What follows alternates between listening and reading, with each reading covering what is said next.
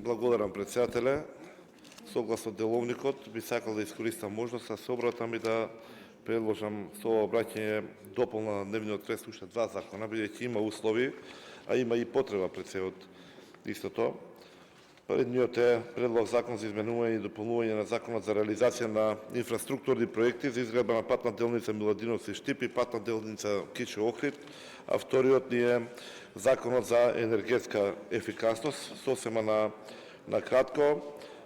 првиот закон за делницата Кичево Охрид не е од исклучителна важност, бидејќи самиот закон ги опфаќа постојните изградени придружно услужни објекти на самата траса да може да бидат офатени приклучување на автопатот, но она што е многу важно, сведочи за динамиката на реализација и изведбата на самото автопатско решение, она истото што нели со години беше застанато, закочено, кај што кажуваа дека секакви изговори, сега самото ова законско решение не само што ќе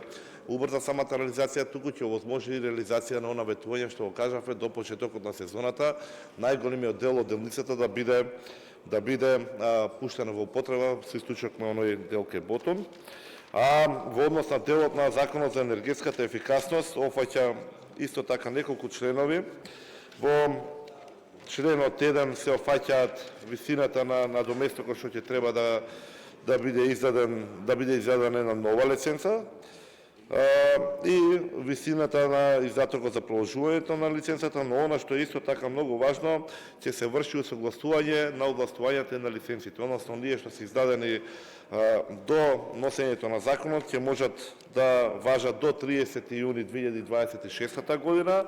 а Министерството ќе има обврска до 31 декември 2025 година да ги усогласи сите рокови на важност на постоечките лиценци и со тоа да се донесе ред и во оваа област. Очекувам поддршка, како што имав и на Комисијата за законите целоста и од власта и од опозицијата. Благодарам.